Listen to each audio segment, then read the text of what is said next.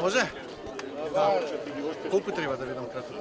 Да. И другото што служи за Господине Звијанец, тука сте ви сте како жител на населбата, што ќе порачате?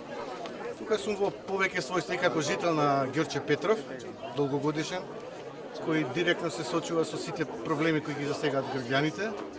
Ние не и како активист на Движење за чист воздух и како председател на првата детска амбасада во Седо Мигеш и следо дека децата ни се фокус во оваа борба за чист воздух и здрава животна средина. Ние се заветивме уште пред неколку години дека ќе даваме директна подршка.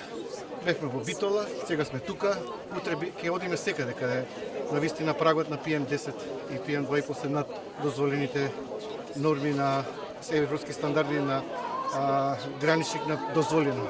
Она што сметам дека треба да се направи е подитно во агендата и на пратениците, и на владата, и на градоначалниците, децата да им бидат фокус, да нема популизам во борбата за чист воздух, туку треба да има заеднички консензуален став, дека ако не го решиме проблемот, не само детската клиника во Козле, туку многумина и млади граѓани веќе почнуваат да се иселуваат како една од главните причини наведуваат невозможноста да живеат во загаден воздух и загадена животна средина. Тоа треба да биде приоритет на сите и само на тој начин ако се здружиме има шанси да извршиме политички притисок и да направиме промена. Мерните станици да бидат соодветно распределени низ цела Македонија и точно да се детектираат загадувачите. Дали се најголеми загадувачи индустријските комплекси, дали се домакинствата, сообраќај треба да се утврди и на лице место ако треба со екогерила, граѓанските активисти да ги означат сите големи загадувачи за да се знае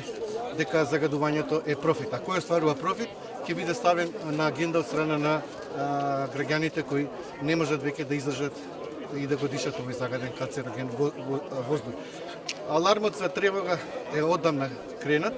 Ова е вонредна опасност. Ја би рекол дека живееме во една хорор држава, без екостандарди и не верувам дека вака како што сме поставени ќе можеме да претендираме за некакви посериозни чекори во решавање на основните елементарни права, право на живот и на чист воздух.